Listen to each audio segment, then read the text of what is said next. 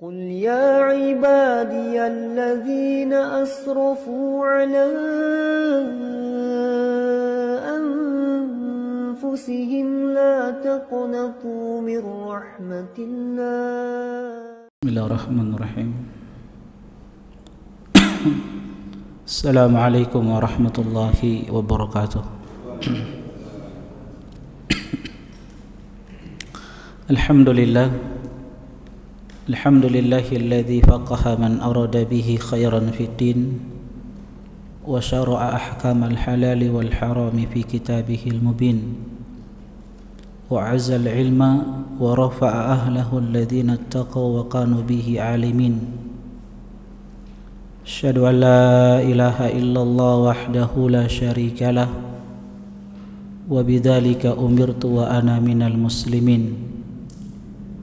وأشهد أن محمدا عبده ورسوله الذي أرسى قواعد شرعي وبينها أحسن التبيين صلى الله عليه وعلى آله وصحبه ومن تبعهم بإحسان إلى يوم الدين. أما بعد، يا أيها الذين آمنوا اتقوا الله حق تقاته ولا تموتن إلا وأنتم مسلمون. Ma'asyiral muslimin, jamaah sekalian, ikhwani wa akhwati fillah, hafizani wa hafizakumullah. Alhamdulillah, kembali dengan izin dari Allah Subhanahu wa taala kita berkumpul bersama untuk melanjutkan kajian rutin kita dari pembahasan kitab Al-Jadid fi Syarhi Kitab Tauhid karya Syekh Sulaiman Al-Qara'awi rahimahullahu ta'ala, kitab yang menjelaskan kitab Tauhid yang ditulis oleh Syekhul Islam Muhammad bin Abdul Wahhab rahimahullahu ta'ala. Salawat dan salam semoga senantiasa tercurahkan kepada manusia yang terbaik, Rasulullah sallallahu alaihi wasallam, pada keluarganya, istri-istri beliau, sahabat-sahabat beliau, dan orang-orang yang senantiasa istiqomah di dalam mempelajari, mengamalkan dan mendakwahkan sunnah-sunnah beliau sampai akhir zaman. Ma'asyiral muslimin, teman-teman sekalian, hafizani wa hafizakumullah. Insyaallah pada pertemuan kita kali ini kita akan masuk bab yang ke-33 tentang firman Allah Subhanahu wa taala di dalam surat Al-A'raf ayat yang ke-99, afa aminu makrallah. Bab 33 ini penulis kitab Muhammad bin Abdul Wahhab rahimahullahu taala ingin menjelaskan kepada kita dua penyakit berbahaya yang banyak menimpa kaum muslimin. Apa dua penyakit tersebut? Merasa aman dari makar Allah Subhanahu wa taala dan berputus asa dari rahmat Allah Subhanahu wa taala. Dan dua penyakit ini merupakan dosa besar yang sangat diharamkan di dalam Islam yang kita diperintahkan untuk menjauhnya. Teman-teman sekalian rahimani wa rahimakumullah, sebelum kita menjelaskan bab yang ke-33 ini, tersisa satu kisah yang kita sampaikan pada pertemuan sebelumnya berkaitan dengan bab yang ke-32 tentang kehebatan mutawakkilin, orang-orang yang bertawakal kepada Allah Subhanahu wa taala. Di pertemuan sebelumnya kita telah sampaikan satu kisah yang menakjubkan dari seorang ulama yang bernama Hatim Al-Asam rahimahullahu ta'ala tentang kehebatan tawakal kepada Allah Subhanahu wa ta'ala, di mana beliau rahimahullahu ta'ala memiliki seorang putri hafizatul Quran, seorang penghafal Al-Quran yang sangat hebat tauhidnya, kuat tawakalnya kepada Allah Subhanahu wa taala. Kisah yang kita sudah sampaikan pada pertemuan sebelumnya. Pada pertemuan kita kali ini, sebelum kita menjelaskan dalil-dalil di bab yang ke-33 tentang 2 penyakit yang berbahaya, tersisa satu kisah sebagaimana yang kita janjikan pada pertemuan sebelumnya. Kisah yang sangat menakjubkan, dan kisah ini disebutkan oleh Imam Al-Bukhari rahimahullahu ta'ala di dalam kitab sahihnya. Begitu pula disebutkan oleh Imam Ahmad dalam musnadnya. Kisah yang datang dari sahabat Abu Hurairah radhiyallahu ta'ala anhu, yang kisah ini merupakan kisah Israiliyat. Dan teman-teman sekalian rahimani wa rahimakumullah, Rasulullah sallallahu alaihi wasallam menceritakan kisah ini tentunya dengan hikmah-hikmahnya, pelajaran-pelajaran yang harusnya kita ambil dari kisah ini. Rasulullah sallallahu alaihi wasallam bersabda, "Annahu dzakara rajulan min bani Israil sa'ala ba'dha bani Israil an yuslifahu alfa dinar." Nabi sallallahu alaihi wasallam menceritakan tentang 2 orang yang bersaudara, 2 orang yang bersahabat, berteman. Salah satu dari keduanya meminjam 1000 dinar dari saudaranya, dari temannya ini, dari sahabatnya ini. Jadi dia pinjam dengan jumlah yang besar, 1000 dinar. Dan 1000 dinar ini Masya Allah jumlah yang sangat besar ini. 1000 dinar itu kira-kira ya dia ada 4 kilogram emas, 4/4 kilogram emas. Kasih kali jo konversi jo ke rupiah. Kalau 1 gram taruhlah 1 juta lah, sekitar 4 M lebih yang dipinjam dari saudaranya, alfa dinar. Maka orang ini mengatakan kepada sahabatnya, "I'tini bisuhada ushiduhum." Kalau antum pinjam uang ke ana 1000 dinar, kalau begitu datangkan saksi yang agar aku mempersaksikan kepada mereka. Dan ini sunnah di dalam syariat kita. Ketika ada seseorang yang meminjam hutang, meminjam uang dari kita, harus ada saksi. Sekali lagi ini sunnah, bukan wajib. Ya ayyuhalladzina amanu idza tadayantum bidainin ila ajalin musamma faktubu. Allah Subhanahu wa taala perintahkan untuk menulis hutang piutang tersebut. Wastashidu syahidaini min rijalikum, kata Allah. Datangkan 2 saksi. Jadi sahabatnya ini, temannya ini mengatakan, kalau begitu datangkan 2 saksi. Apa kata sahabatnya, temannya ini? Faqala kafa billahi syahida. Cukuplah Allah Subhanahu wa taala sebagai saksi. Masya Allah ya, dia minta saksi, tapi temannya bilang cukuplah Allah sebagai saksi. Maka sahabatnya mengatakan,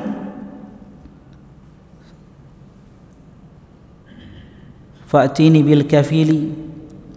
Kalau begitu datangkan orang yang bisa menjamin, datangkan penjamin untuk transaksi kita ini, jual hutang piutang ini. Dan dalam Islam ya diperbolehkan untuk memberikan jaminan. Ya, kalau zaman sekarang ini pakai apa ya? Kalau pinjam sesuatu pakai sertifikat. Datangkan penjamin yang bisa memberikan jaminan kalau teman ini berbuat buruk, ya kalau tidak ada penjamin kan bahaya. Tiba-tiba dia lari dengan jumlah yang besar, 1000 dinar ini, 4 M lebih. Kalau begitu datangkan penjamin.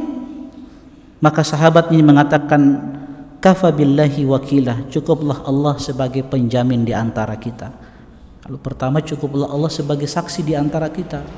Diminta datangkan penjamin, sahabatnya ini mengatakan, kalau begitu kecukuplah Allah Subhanahu wa taala sebagai penjamin di antara kita. Maka sahabatnya ini, temannya ini yang memberikan pinjaman, si pemilik uang mengatakan, sodakta, antum benar. Masya Allah, ternyata temannya ini, sahabatnya ini orang soleh. Ya, kalau tidak soleh tidak mungkin dibilang sodakta, engkau benar. Allah sebagai saksi dan Allah sebagai penjamin. Antum bayangkan pinjaman dengan jumlah yang besar 1000 dinar, kita sekarang 4M lebih. Kalau ada seseorang yang datang sama antum, dia pinjam uang 50 juta, terus dia bilang Allah sebagai saksi dan penjamin, kira-kira antum mau? Hah? Ini menunjukkan bahwasanya sahabatnya betul-betul orang soleh, ini dikatakan sodakta, antum benar. Fadafa'aha ilaihi ila ajali musamma. Lantas sahabat ini, pemilik uang ini memberikan pinjamannya sebanyak 1000 dinar ila ajalim musamma, untuk waktu yang telah ditentukan. Kemudian kata Nabi SAW menceritakan kisah ini, fa kharaja fil bahri faqadha hajatahu. Si peminjam uang ini sudah mendapatkan 1000 dinar. Akhirnya apa yang dia lakukan? Dia pergi ke satu negeri yang sangat jauh untuk sebuah urusan yang sangat penting. Jadi dia pinjam uang ini mungkin ada keperluan, mungkin untuk usaha atau selainnya. Yang jelas dia berangkat pergi ke satu negeri yang sangat jauh. Faqadha hajatahu, di negeri ini selesai urusan dia. Maka tiba-tiba sudah datang waktunya untuk dia membayar hutang, sudah jatuh tempo ini. Maka apa yang dilakukan oleh temannya ini, si peminjam uang ini, tsummal tamasa markaban yarkabuha yaqdamu alaihi li ajalil ladzi ajjalahu falam yajid markaban. Lantas sahabatnya ini, si peminjam uang ini, dia mencari-cari perahu, kapal untuk dia naiki. Supaya apa? Bisa mengembalikan pinjaman dia, utang yang dia daya, uang yang dipinjam dari sahabatnya ini sebanyak 1000 dinar. Tapi qadarullah, ternyata perahu atau kapal yang dia cari-cari untuk dia naiki, dia tidak temukan. Mungkin ketika itu ombak yang besar, sangat besar, sehingga mungkin tidak ada kapal yang mau berlayar. Lantas apa yang dilakukan oleh sahabat ini, si peminjam uang ini? Fa akhadha khashabatan fa naqaraha fa adkhala fiha 1000 dinar wa sahifatan minhu ila sahibihi thumma jazaja mawdi'aha thumma ata biha ila al-bahr. Ketika dia tidak mendapatkan perahu atau kapal yang bisa dia naiki untuk dia membawa 1000 dinar ini, dia mau kembalikan uang yang dipinjam dari sahabatnya, temannya ini, maka dia mengambil khashabah, kayu yang besar, fanaqaraha, kemudian dia lubangi kayu tersebut. Setelah dia lubangi, dia masukkan 1000 dinar, kepingan-kepingan emas di dalam kayu tersebut, dan sehelai surat yang dia tulis untuk sahabatnya ini. Masya Allah ya, luar biasa. Setelah dia masukkan kepingan-kepingan dinar dan sehelai surat di dalamnya, kemudian dia tutup kembali lubang tersebut. Setelah itu dia lemparkan kayu tersebut ke lautan. Setelah dia lemparkan kayu tersebut ke dalam lautan, maka orang ini mengatakan seraya dia berdoa kepada Allah Subhanahu wa taala, Allahumma innaka ta'lamu anni kuntu tasallaftu fulanan 1000 dinar. Ya Allah, Engkau zat yang maha mengetahui, dan Engkau tahu aku pernah meminjam 1000 dinar dari si fulan, dari sahabatku, dari temanku. Fasa'alani kafilan faqultu kafa billahi kafila. Ketika aku meminjam uang dari temanku ini, sahabatku ini, dengan jumlah yang besar 4M lebih, ternyata dia meminta seseorang sebagai penjamin, dan aku katakan cukuplah Allah sebagai penjamin. Faradhiya bika, dan dia ridho engkau sebagai penjamin. Wasa'alani syahidan faqultu kafa billahi syahida. Kemudian dia meminta saksi, dan aku pun mengatakan cukuplah Allah sebagai saksi. Faradhiya bika, dan sahabatku ini, temanku ini, ridha engkau sebagai saksi atas apa yang kami lakukan. wa anni jahadtu an ajida markaban abathu ilaihi alladhi lam lahu falam aqdir wa inni astaudi'ukaha. Kemudian engkau mengetahui bahwasanya aku sudah bersungguh-sungguh semaksimal mungkin untuk mencari perahu, kendaraan, kapal yang aku bisa naiki dan aku bisa mengantar pinjaman ini agar aku berikan kepada sahabatku ini. Ternyata aku tidak mendapatkan kendaraan tersebut dan aku menitipkan kayu ini, uang sebanyak 1000 dinar ini hanya kepada engkau ya Allah. Akhirnya tiba-tiba faroma biha fil bahri hatta walajat fihi.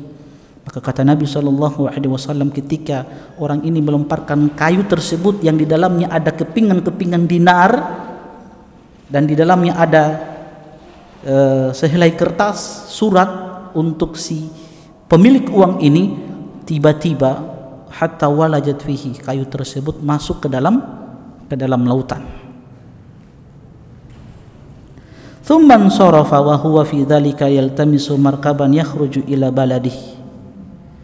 Setelah itu teman-teman sekalian rahimani wa rahimakumullah, kata Nabi SAW, orang ini pun kembali dan dia berusaha untuk mencari kendaraan, mencari perahu, mencari kapal yang dengan kapal tersebut dia bisa kembali ke negerinya untuk bertemu dengan sahabatnya, temannya, si pemilik uang, untuk mengembalikan uang yang dia pinjam. Kemudian Rasulullah SAW mengatakan, fa kharaja ar-rajulu alladhi kana aslafahu yanzuru la'alla markaban qad jaa bimalihi. Lantas orang ini, sahabatnya ini, temannya ini, si pemilik uang ini, dia menunggu di negerinya. Dia berharap mudah-mudahan temannya ini datang, tiba dengan satu kapal untuk mengembalikan uang yang dia pinjam, karena sudah jatuh tempo. Dan ternyata dia menunggu kapal tersebut. Tapi apa yang terjadi teman-teman sekalian rahimani wa rahimakumullah? Dia menunggu, kapal pun tidak datang. Fa idza bil khushabati allati fiha al malu.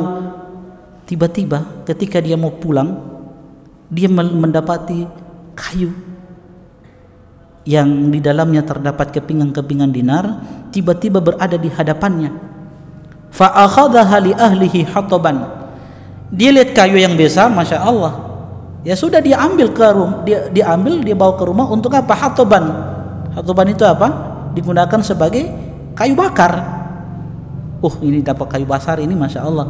Sudah dia bawa kayu besar tersebut, dia bawa ke rumah untuk sebagai bahan bakar untuk keluarganya.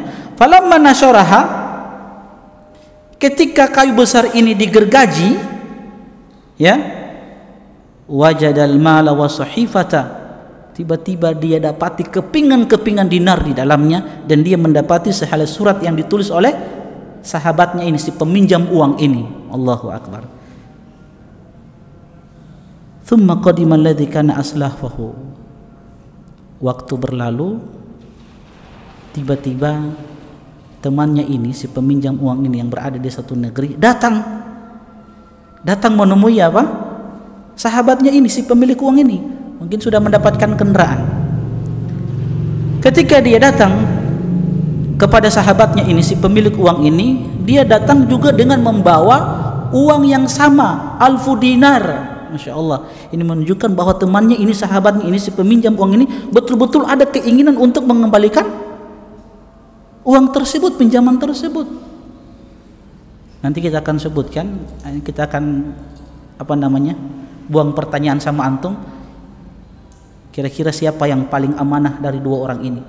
Apakah si pemilik uang atau si peminjam uang?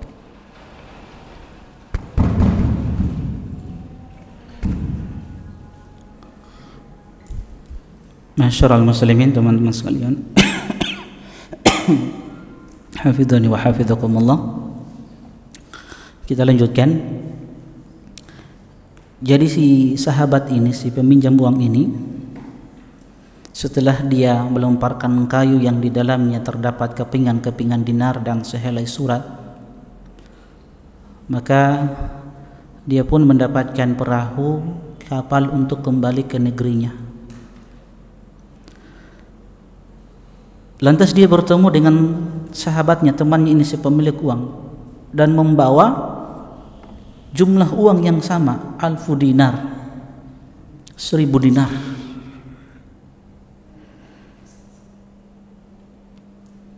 Biar dia tidak apa-apa.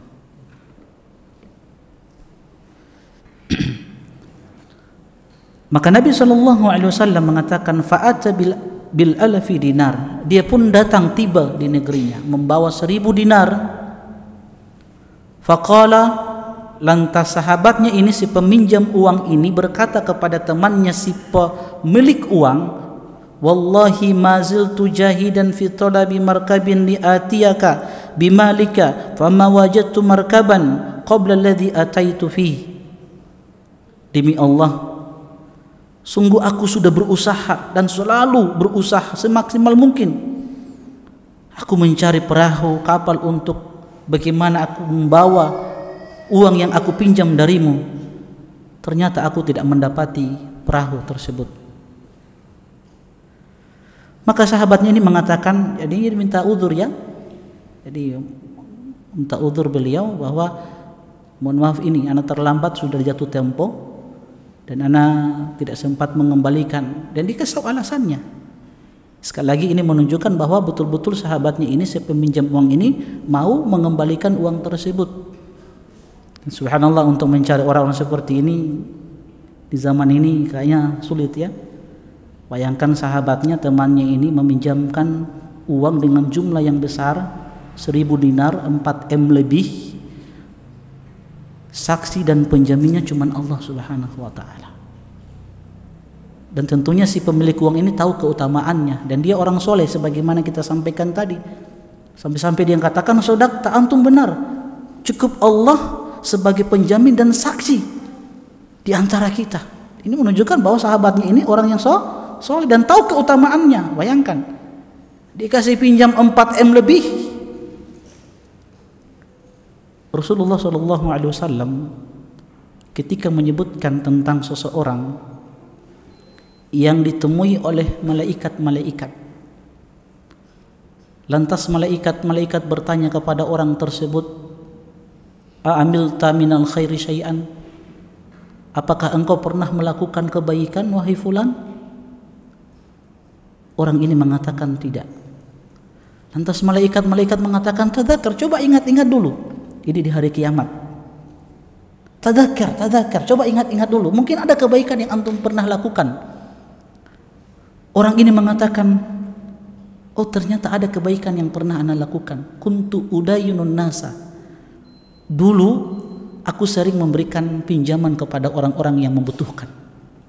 Aku kasih pinjam, orang datang kasih pinjam, orang datang kasih pinjam. Lantas aku menyuruh anak buahku untuk menagih hutang-hutang tersebut. Dan aku katakan kepada mereka, kalau kalian temui si peminjam uang belum mampu untuk membayar, berikan tangguh kepadanya. Kalau perlu nasi, tidak usah minta. Itu amalan yang dia lakukan. Dan subhanallah, memang Nabi SAW ketika menyebutkan tentang keutamaan memberikan pinjaman ini, kan Nabi SAW mengatakan, "Inna salaf yajri majra syatr sadaqah."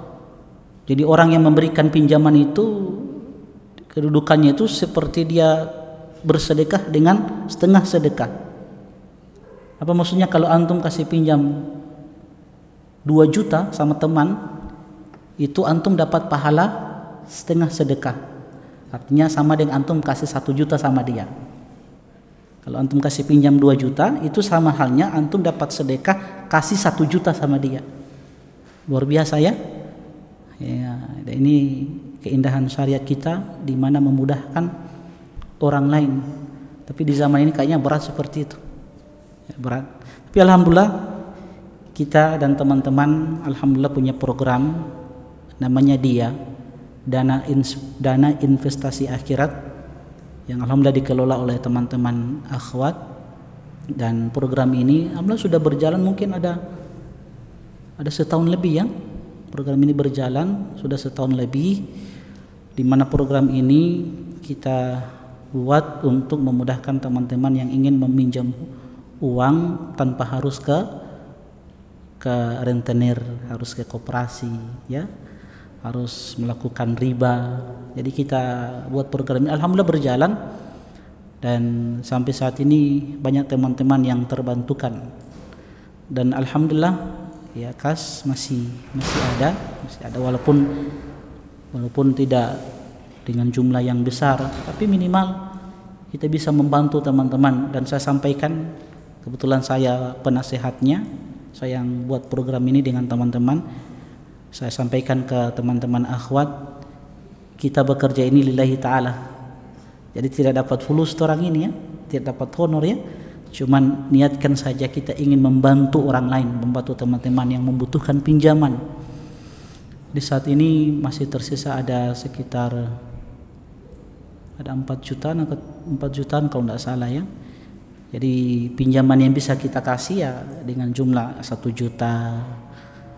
Ada teman-teman yang mau pinjam 2 juta, kalau ada kelebihan di kas kita kasih 2 juta ya, tanpa riba. Yang penting itu kepercayaan ya. Sekali lagi, cuman saya sampaikan ini berharap dari teman-teman memberikan dukungan ya, kasih dukungan, ini program ini bagus ya. Kita buka donasi bagi teman-teman yang mau mendonasikan sebagian hartanya, silakan hubungi panitia. Nah, uang itu kita kelola, kita tidak pakai ya, itu uang kita kelola, kita simpan, kita berikan ke teman-teman yang memang betul-betul membutuhkan. Alhamdulillah terbantukan. Jadi antum yang punya harta haram ya, ada harta haram, nah, nanti bisa diserahkan juga ke panitia ya, karena cara membersihkan harta haram itu kemana? Berikan ke fakir miskin atau ke program-program yang baik. Itu kalau antum punya harta haram ya, yang mungkin ada senilai 50 juta, kasih kamar 4 orang. Itu sama dengan apa? Bersedekah. Kalau antum kasih pinjam 50 juta, berarti antum sama dengan bersedekah berapa? 25 juta. Masya Allah, luar biasa. Dan ini dilakukan sama sahabatnya ini, dan ini menunjukkan dia orang soleh, luar biasa. Sodakta, betul antum bilang itu. Allah sebagai saksi dan Allah sebagai penjamin. Mudah-mudahan Haji bisa membantu ini. Antum, kalau memang antum pinjam dengan jumlah besar dan kami panitia tidak bisa membantu, antum datangi Pak Haji. Mudah-mudahan Pak Haji bisa memberikan, dan beliau sudah dengar hadis-hadis tadi, utamaannya memberikan kemudahan kepada teman ya. Jadi kita kembali ke hadis tadi. Orang ini mengatakan, aku tidak punya kebaikan kecuali itu. Dulu ketika di dunia ada kelebihan, saya kasih pinjaman ke orang lain, dan saya suruh anak buah, kalau mereka dapati si peminjam uang tidak mampu untuk membayar, sudah berikan, tangguh saja.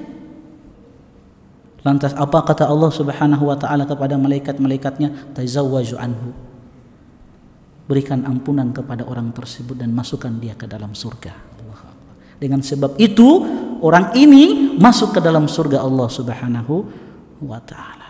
Maka sahabat ini Masya Allah, dengan jujurnya dia mengatakan kepada temannya ini, si peminjam uang, ketika dia menceritakan bahwa aku sudah berusaha semaksimal mungkin untuk mengembalikan uang yang aku pinjam darimu, tapi qadar Allah aku tidak dapat kendaraan, tidak dapat perahu yang bisa mengantar aku ke negerimu.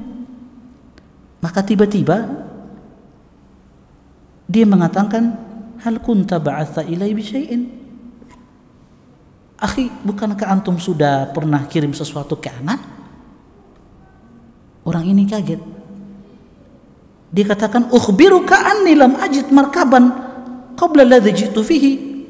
Anda kan sudah sampaikan ke antum tadi, Anda ini sudah berusaha cari-cari perahu, kapal, untuk bagaimana aku bisa sampai ke negerimu dan mengembalikan pinjaman itu. Artinya dia sudah tidak berharap lagi dengan kayu yang tadi dilempar ke lautan itu. Dia tidak mengira, dia tidak sangka ternyata kayu tersebut sampai kepada sahabatnya ini. Dan ini sahabat yang jujur. Kalau dia mau berakal boleh sebenarnya. Kalau dia mau ambil keuntungan ya boleh. Bisa sekali dia kalau mau ambil keuntungan. Masalahnya dia bawa 1.000 dinar.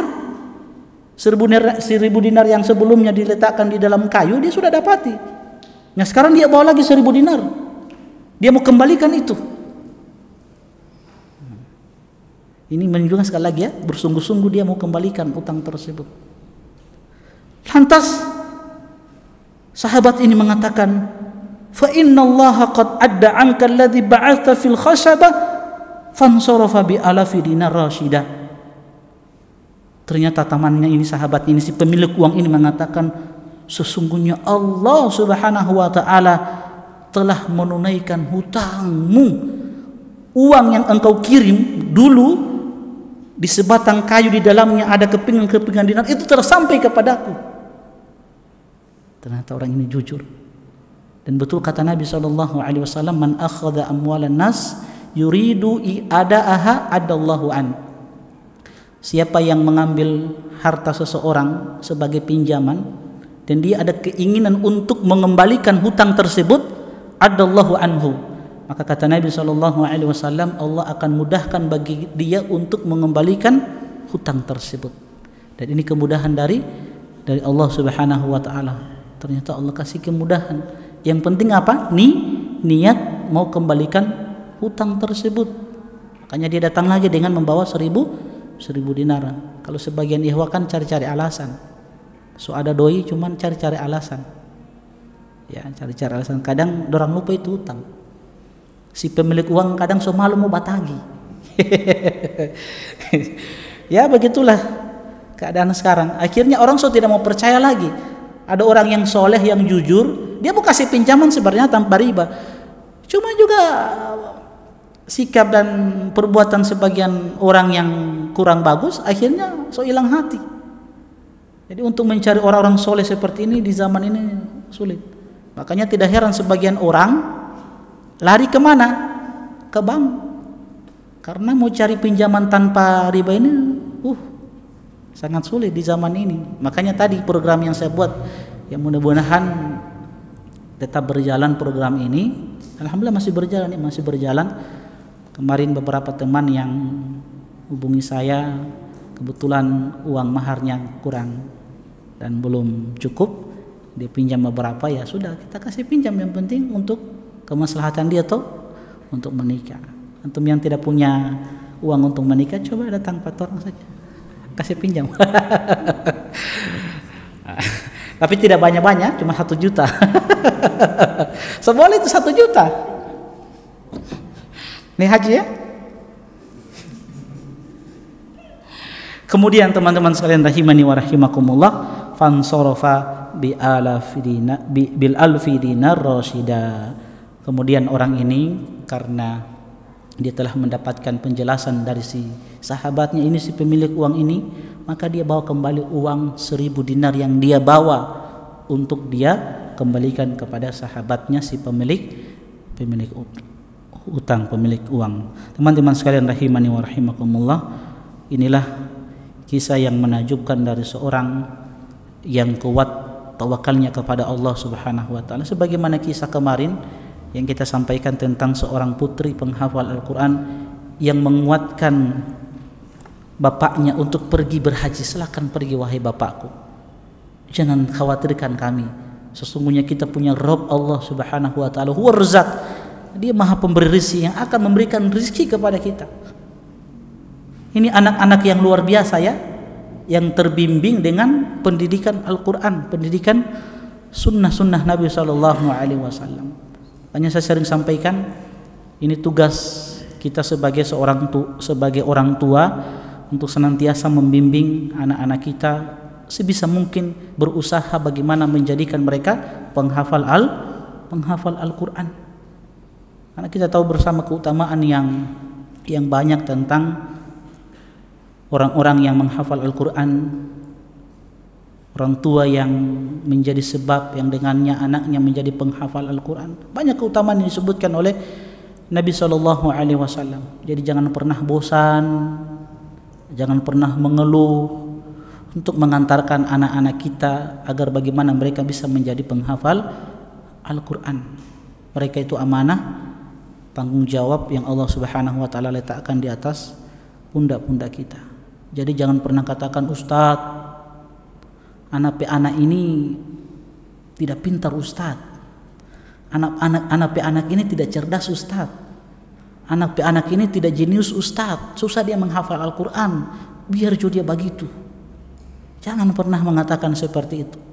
Kenapa kita katakan bahwa syarat untuk menjadi penghafal Al-Quran itu bukan kecerdasan.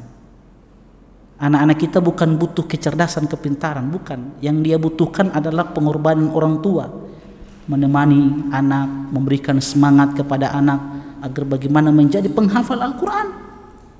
Buktinya apa? Mau bukti? Di zaman ini ada seorang anak yang berumur 10 tahun, hafidz Indonesia, memiliki keterbatasan fisik yang dokter memvonis anak ini otaknya lumpuh. Tapi lihat mukjizat Al-Quran, dia mampu untuk menghafal 30 juz. Punya keterbatasan fisik yang otaknya lumpuh, tapi bisa menghafal 30 juz. Ini bukti bahwa memang menghafal Al-Quran itu syaratnya bukan harus cerdas, bukan harus pintar. Iya.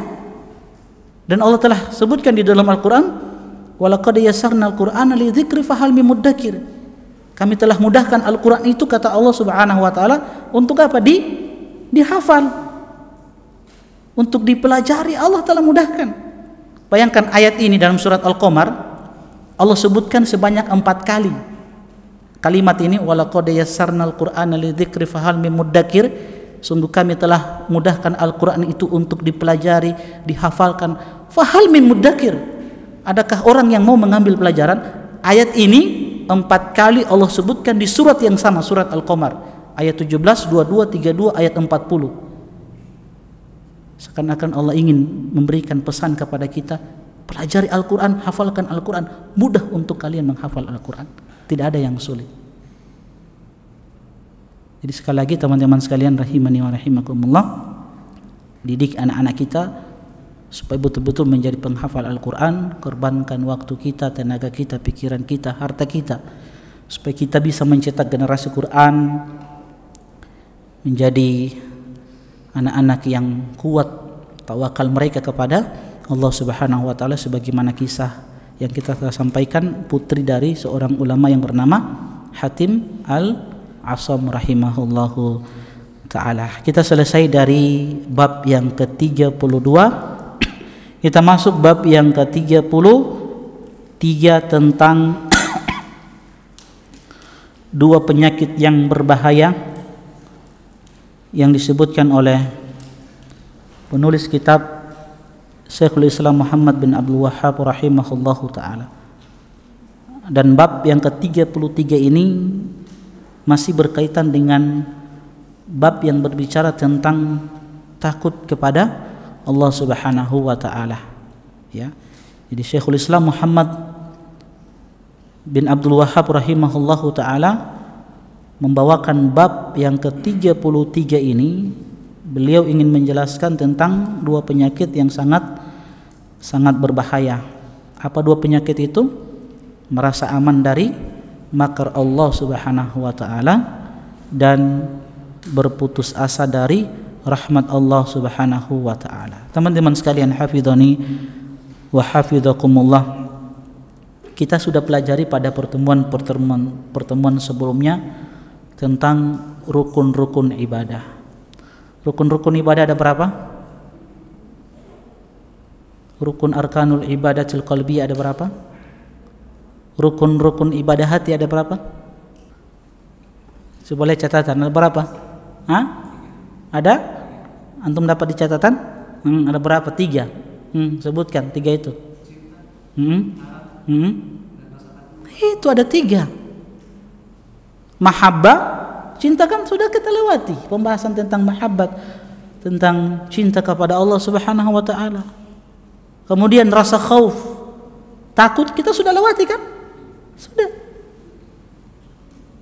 Kemudian yang ketiga apa? Roja, harapan. Ini 3 rukun ibadah yang harus ada, yang para ulama mengibaratkan bagaikan seekor burung. Mahabbah itu adalah kepalanya, Roja dan khauf, harapan dan rasa takut itu bagaikan dua sayapnya, kanan dan kirinya.